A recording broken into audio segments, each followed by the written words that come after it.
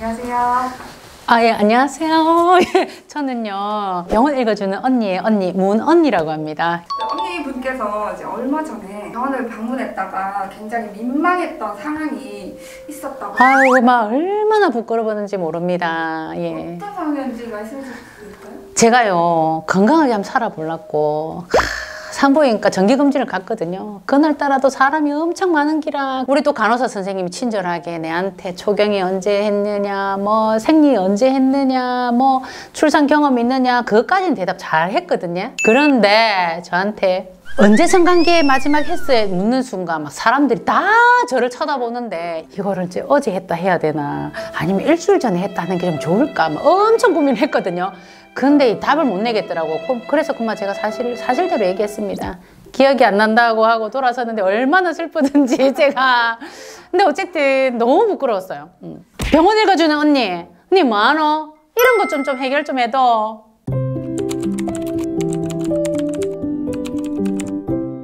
저도 병원에서 일하는 사람이지만 이렇게 가끔 환자가 되기도 합니다. 마찬가지로 병원에서 일하고 계신 병원 관계자 여러분들도 가끔 이런 불편한 경험 다들 한 번씩 있으시죠? 이런 불편한 경험 산부인과에서만 일어나는 일일까요? 절대 그렇지 않습니다. 다양한 예를 들어보도록 하겠습니다. 어느 병원을 찾았는데 키, 몸무게를 묻는 병원들이 간혹 있죠. 특히 여자분들 같은 경우에는 키는 그렇다 치더라도 몸무게를 물을 때 되게 부끄럽거든요. 고객님 몸무게가 어떻게 되세요? 라고 물었어요. 몇 킬로요? 라고 얘기를 했는데 앞에 있는 간호사나 접수하시는 분이 잘 안 들려요. 뭐라고요? 몇 킬로요? 아, 65킬로요? 정말 민망합니다. 이런 상황. 뿐만 아니라 혈압 있으세요? 당뇨 있으세요? 네, 이런 것들도 쉽게 생각하면 쉽게 넘어갈 수 있는 질병들이긴 하지만 예민하신 분들에게는 숨기고 싶은 질병이기도 하거든요. 그래서 간혹 이런 질문들, 큰 목소리로 질문을 하거나 큰 목소리로 대답을 요구하는 경우도 민망할 때가 왕왕 있습니다. 또 다른 예시를 들어볼까요? 나이가 지긋하신 분이 병원에 방문을 했습니다. 그런데 직원이 이름과 주민번호, 주소 등등을 막 묻습니다. 그런데 고객님이 잘 대답을 할 수가 없어요. 왜냐하면 귀에 보청기를 끼셨거든요. 그런데 그런 상황을 전혀 모르는 직원들이 어르신, 성함이 어떻게 되세요? 어르신, 주민번호, 연락처 어떻게 되세요? 제 말 잘 안 들리세요? 고객님 보청기 끼셨어요? 라는 등등의 대화를 통해서 주변 사람들이 그 어르신이 보청기를 끼고 있다는 사실을 노출시키는 그런 경우들도 흔히 볼 수 있습니다. 자, 이런 경우에는 병원에서 어떤 조치를 하는 게 좋을까요? 되게 궁금하시죠?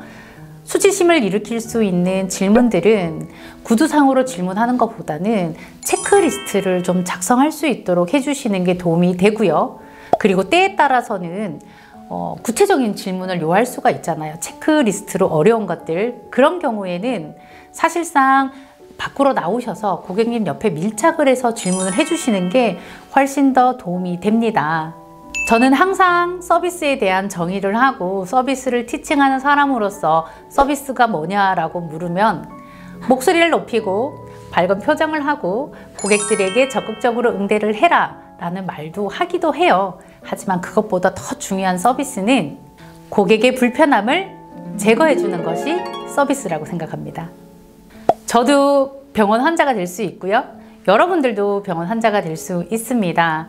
우리가 존중받고 싶은 만큼 앞에 있는 고객을 존중해 주세요. 우리와 마주한 고객은 우리의 가족이고 우리의 친구입니다. 당연한 상황에서 당연하게 했던 우리의 질문들이 고객들에게는 수치스럽고 부끄럽고 상처가 될 수 있었던 질문이었던 거죠. 우리의 당연했던 일상이 고객들에게는 불편함이 되지 않았는지 돌아보는 오늘 하루 되시고요. 병원 읽어주는 언니 여기서 마무리하겠습니다. 여러분, 구독과 좋아요는 사랑입니다. 여러분, 사랑합니다. 그럼 다음 주에 뵐게요. 여러분, 안녕.